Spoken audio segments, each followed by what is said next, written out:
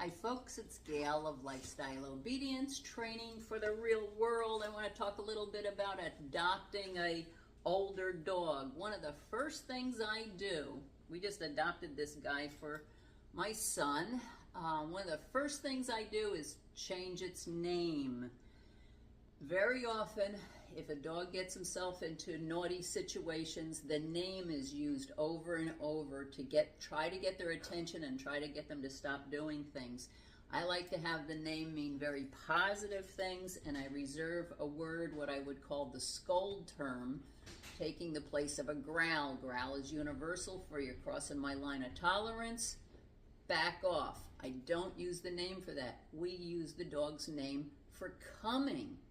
So just like when you hear your formal name being used, that's typically a negative thing. Well, if we've used the dog's name for scolding, the dog moves into that formal name mentality.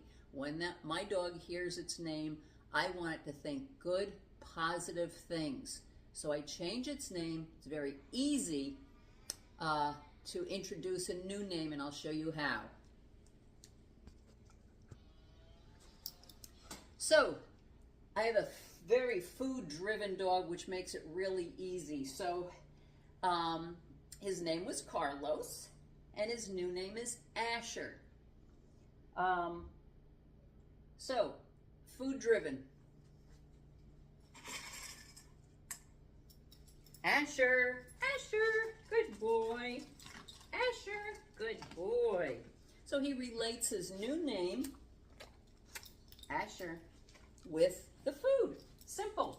It's a great relationship building activity. Asher, good boy.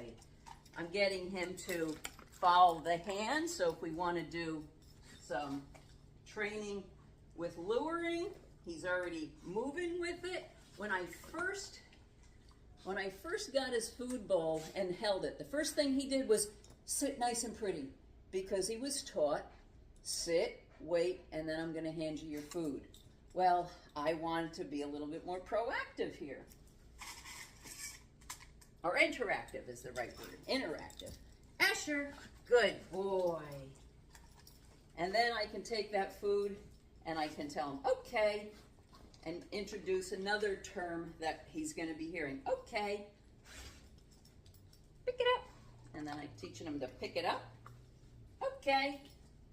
And just simple everyday terms that you're going to use with your dog. And the fact that he's so food motivated. Okay. Asher. Asher. Good boy. Asher. Asher means happy, blessed. And then there's a cool dog sanctuary called the Asher House. If you haven't seen them, look them up. What a boy. What a good boy. See how he keeps putting his fanny to the ground? That's from prior training. It's not necessarily what I'm looking for. It's preconditioning. I want him to, Asher, I want him to come to me. Good boy. Okay. Okay. And because he eats so fast, to throw the food on the floor, for him to have to go look for it, and doesn't just wolf down a big dish of food. Good boy, Asher. Asher. Great way to start building a relationship with your new dog. So that's one point.